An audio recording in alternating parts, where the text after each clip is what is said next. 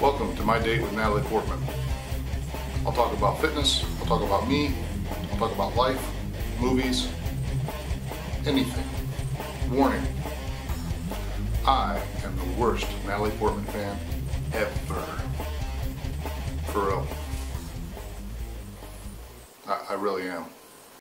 I changed server hosting, and this is it's a money saver. It's supposed to be better service, more reliable, all those things for my blog. Great. So I didn't transfer the whole site. That's the way it goes. I have a number of things to talk about. We're going to ramp it up. We're going to stick with the new format. I may have a couple guests actually coming up. Here are the big things. Number one, I have to find a new way to get into shape. The way I was doing it was like it was a complete hobby. That was all my spare time was spent trying to be in shape. With the job I have, which eats up a minimum of 40 hours, which is nice if it's only 40 hours a week, although sometimes it can be 60 hours. My time's gone. I don't have the time if I'm going to pursue these other things. One of them is making short films, writing short films. Then hopefully writing, I've already got one feature film written. I hope to have several others written in the next year.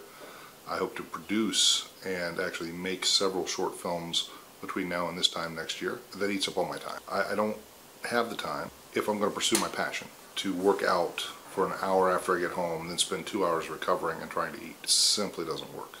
Because writing takes an enormous amount of time. Preparing for production is an enormous amount of time.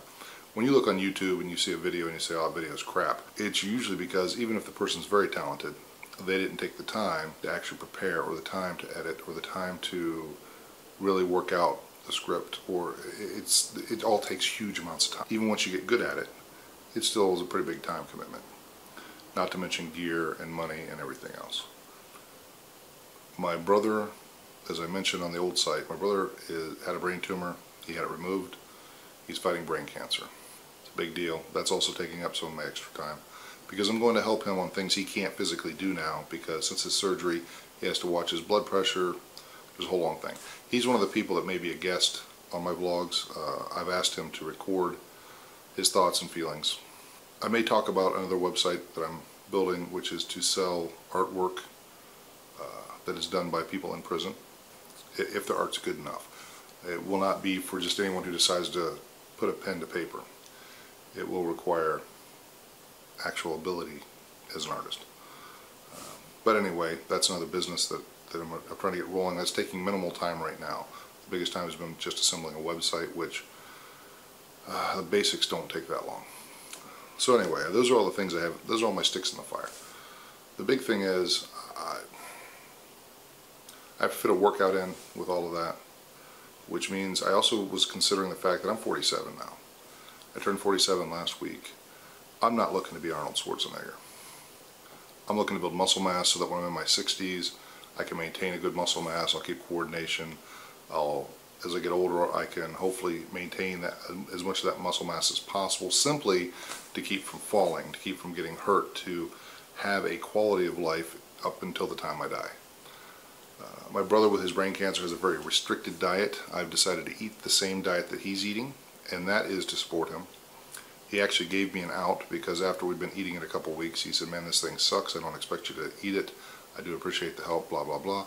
But it's one of those things where if he's the only one eating it, he's the only one knowing what he's going through. And he and I have conversations every single week about, hey, I figured out how to make this, or hey, I figured out how to do that. And I think to abandon the diet would be to abandon my brother. And so I refuse. I will eat with the same restrictions that he eats. He doesn't like vegetables, not nearly as much as I do. So I have an upper hand on that. But there's no wheat, really. They say you can eat whole wheat, but it's supposed to be whole grains. So there's really no wheat products. There's Ezekiel bread, which we can eat. There's brown rice, which we can eat. There is, we think, popcorn. We've got to get a ruling on that one from the oncologist. There's, other than that, it's vegetables, fats, and protein. So there's a whole bunch of stuff we can't eat. And you almost can't go to a restaurant. You can, but you have to really massage most every single thing that they have. You have to figure it out. because we can't have any refined sugar, high fructose corn syrup. We can't have basically anything processed, which leaves us with not a whole lot if you have to go try to eat on the run if you didn't have time to pack or you didn't plan well enough. That's where we're at. I've got a couple of film projects I'm trying to make happen. Two right now. One I wrote, one was written by a lady in Wisconsin. Been doing auditions, and auditions both invigorate me and they wear me out.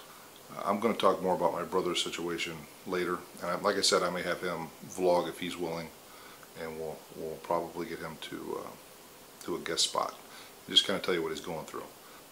I'll be back soon to talk about my brother and his situation. Other than that, the diet I've been eating, I've been sticking to, and I think I've lost some weight. I know I rambled a little bit, but I hope you're having a great day, and I hope you're having a great week, and I will be back to talk about other stuff later. Rock on.